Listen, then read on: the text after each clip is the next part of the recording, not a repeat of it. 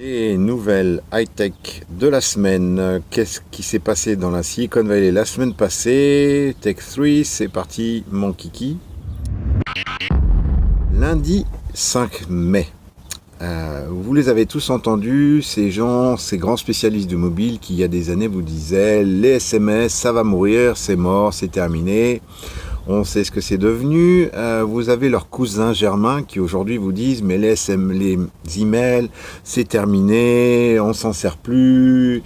Et bon, on aura l'occasion d'y revenir, mais je pense que c'est un peu une grosse bêtise aussi. Et enfin, ça fait vendre du business, hein, ça fait vendre du social enterprise software, c'est tout à fait intéressant. Et puis c'est la même chose pour les blogs, mais les blogs c'est mort, c'est terminé les blogs, on veut plus, on n'en parle plus, c'est terminé. C'est assez amusant parce que justement Automattic, la société qui donc édicte le site, la plateforme de blog WordPress, vient juste de lever 160 millions de dollars, donc il y a certainement quelques idiots d'investisseurs qui ont pensé qu'il y avait des choses à faire avec la plateforme qui est utilisé par un peu plus de 20% des 10 millions de sites web qui sont actuellement actifs sur Internet, selon certains spécialistes. Ce qui veut bien dire que malgré tout, y a de l'argent à faire dans le blog. Hein. C'est pas si idiot que ça. Et 160 millions de dollars, qu'est-ce qu'on va bien vouloir en faire? Moi, le petit doigt, et je suis pas le seul, me dit qu'il y a peut-être de l'acquisition dans l'air. Je pense qu'effectivement c'est une bonne analyse.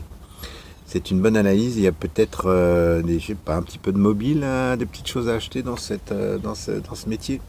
En tout cas, WordPress, Automattic, 160 millions, c'est reparti pour un tour. Le blog n'est pas mort. Mardi 6 mai. Alors Google, le roi de l'innovation, l'innovation, on en entend, on ne sait plus trop ce que ça veut dire véritablement, mais il n'y a pas que l'innovation dans la vie. L'innovation c'est vraiment, je t'amène un truc, tu l'as jamais vu, tu l'as jamais fait comme ça, c'est véritablement quelque chose d'absolument nouveau.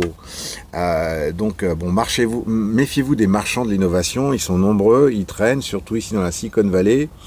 Et je peux vous dire que, derrière l'innovation, qu'est-ce qui se cache? En tout cas, Google, eux, ils savent prendre un produit. Des fois, on se demande, mais pourquoi ils achètent ça? C'est vraiment bizarre. Par exemple, quand Google a racheté Waze, cette société israélienne, qui fait une chose très simple, c'est une cartographie où on peut aller soi-même mettre un certain nombre d'informations. Il y a du trafic ici, il y a un bouchon par là, des flics par-ci, des accidents par-là. Et donc ils ont racheté cette société assez cher et ils l'ont intégrée dans leur carte. Ce qui fait qu'aujourd'hui, quand vous avez la carte sur votre Android, eh bien vous pouvez voir les accidents, les informations qui sont fournies par les membres de la communauté Waze qui donc remontent au niveau de la carte Google. Mais c'est pas fini. Ils sont vraiment malins ces gens-là. Ils ont racheté Uber. Mais pourquoi ils ont racheté Uber? Eh bien, par exemple, imaginez que vous êtes en train de regarder où vous êtes sur une carte, et puis d'un seul coup, il y a un petit message qui dit « Mais qu'est-ce que tu voudrais pas un Uber? Get un Uber !» Et comme ça, tu pourrais savoir quand est-ce que tu peux avoir un Uber. Donc, je rappelle, pour les amis de Nicolas Rousselet qui ne comprennent rien à l'innovation, justement, et aux différentes façons de procéder certains métiers comme les taxis. Donc Uber, c'est des chauffeurs privés qui sont disponibles à un clic ou deux sur votre mobile, qui vous permet de plus avoir affaire au service des taxis qui nous les... un petit peu, pas très gentils les taxis. Donc imaginez sur votre carte, vous avez un petit bouton, vous cliquez dessus, il y a marqué Get an Uber, ça veut dire tu peux savoir s'il n'y a pas un chauffeur dans le coin qui serait prêt à arriver dans combien de temps, tout de suite maintenant. Moi, je trouve que ça, franchement, bon, ça explique un petit peu ce qu'on peut faire des startups qu'on rachète ici, et je trouve que pour le coup, c'est une excellente intégration, amélioration de produits. Depuis quelque chose qui est assez innovant, Uber, il n'y a pas à dire, c'est une autre façon de prendre un taxi, c'est une autre façon de se faire conduire par quelqu'un d'un point A à un point B, et ils ont su parfaitement l'intégrer à la carte qu'on peut avoir sur son téléphone Android. Je pense que ça va être un super petit service. Donc il y a des filtres possibles en fonction d'un certain nombre d'informations, donc tout ça sera paramétrable, mais bon, c'est quand même une belle façon d'améliorer sa carte sur un téléphone. Je trouve ça une belle idée, bravo Google. Mercredi 7 mai, donc c'est le cocorico du jour. Le cocorico, c'est la société TripAdvisor, une grosse société américaine qui en fait vous permet de planifier vos voyages, qui vient d'acheter la société La Fourchette. Et oui, des petits Français qui avaient levé un petit 15 millions de dollars, donc ça allait bien pour eux, et les concurrents du site équivalent aux États-Unis, OpenTable, qui marche très bien ici, qui rachète des sociétés d'ailleurs, qui est un petit peu de l'autre côté de la barrière, si je peux dire. Eh bien, La Fourchette vient de se faire acheter, et je pense que bon, c'est un vrai problème là, clairement. Je pense qu'Arnaud Montebourg ne fout plus rien. Parce que là, il y a quand même peut-être, je sais pas combien de salariés à La Fourchette, peut-être une cinquantaine. Arnaud, il y a 50 mecs qui vont se barrer là de la France et qui vont partir aux États-Unis. Je ne sais pas si tu te rends compte. Je pense que c'est grave. Arnaud, il faut vite que tu remettes ton t-shirt et ta casquette et ton bonnet, et que faut pas laisser. Moi, je laisserai pas La Fourchette rachetée par TripAdvisor. Personnellement, je trouve que c'est vraiment l'innovation made in France qui part à l'étranger. Là, il y a un problème. En tout cas, on est content pour eux. Je trouve que c'était pas évident pour ce service qui a bien marché en France et a priori en Europe, de rentrer sur un marché assez concurrentiel, parce que OpenTable c'est quand même du lourd. Et ben non, voilà, c'était déjà pris, visiblement c'est peut-être trop cher dans TripAdvisor. Hop, La Fourchette, c'est parti, on va pouvoir se développer en Europe, et puis après on verra ce qu'on fera aux États-Unis. Donc 140 millions en cash quand même. Donc content les investisseurs et les propriétaires de La Fourchette. Un bon deal, je trouve que c'est bien fait. Jeudi 8 mai. Alors là, c'est une histoire, je sais pas par quel bout le prendre. Je sais pas par où commencer en fait, surtout. Alors, Science Inc., c'est une société qui fait des investissements, qui fait du conseil, et qui est dirigée par un ancien de MySpace. Vous vous rappelez MySpace? C'était le gros truc, c'était le truc avant Facebook, là c'est le truc énorme.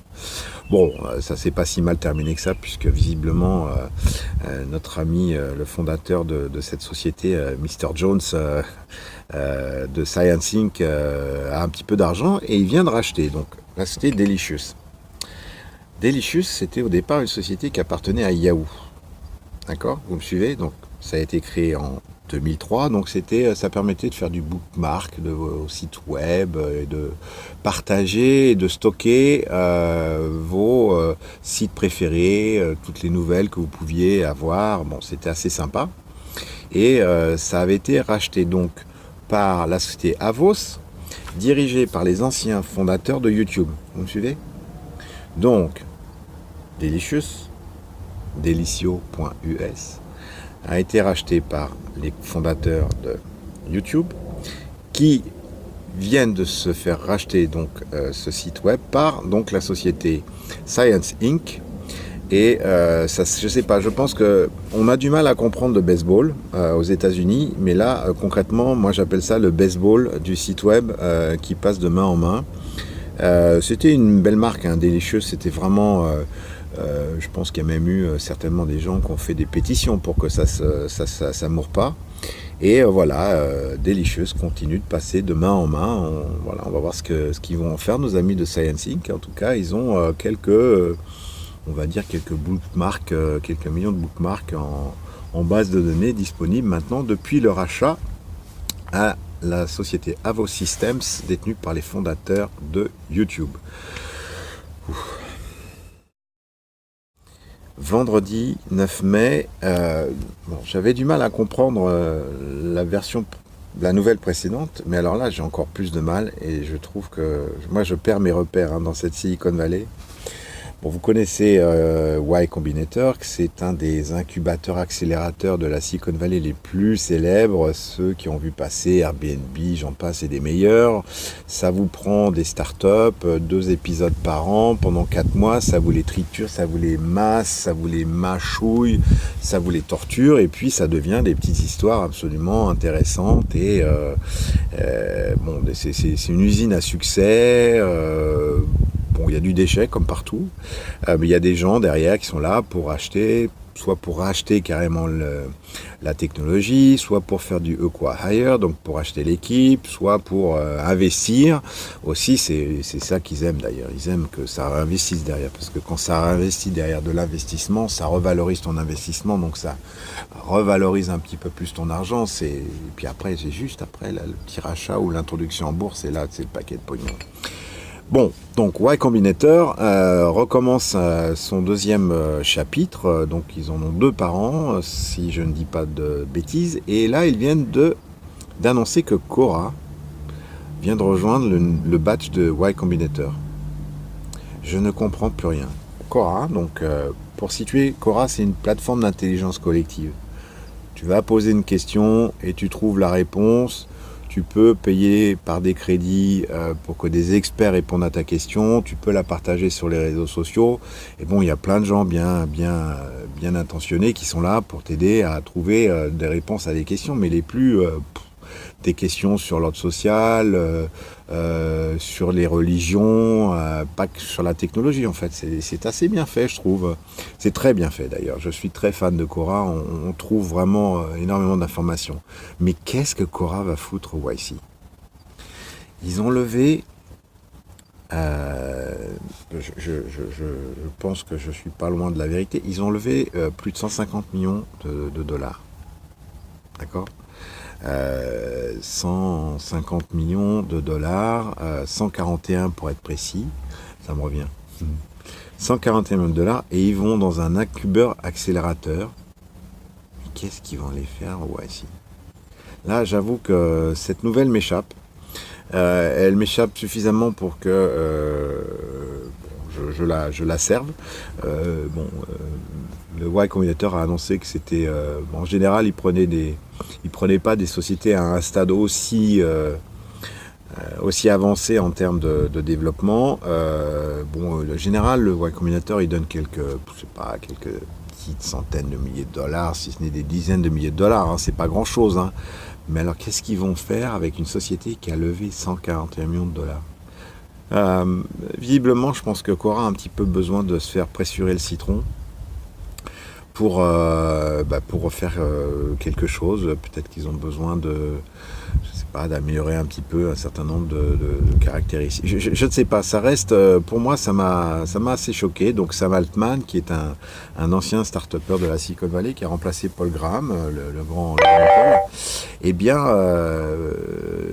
explique, on n'est pas sûr qu'on va le refaire. En tout cas, il nous a pas expliqué pourquoi il l'a fait là, franchement, je sais pas. En tout cas, Eric D'Angelo, qui est un ancien salarié de Facebook, qui fait partie des gens qu'on aime bien dans la Silicon Valley, comme Dave Morin, vous savez, ces anciens de Facebook, qui sont devenus des business angels, les entrepreneurs, côté mystique, Mark Zuckerberg, vous savez, c'est... on va voir ce que ça va donner. En tout cas, c'est la nouvelle du vendredi. Ça m'a vraiment laissé sans voix, cette nouvelle. Voilà, c'est fini pour cette semaine. Et donc, à plus tard pour une prochaine.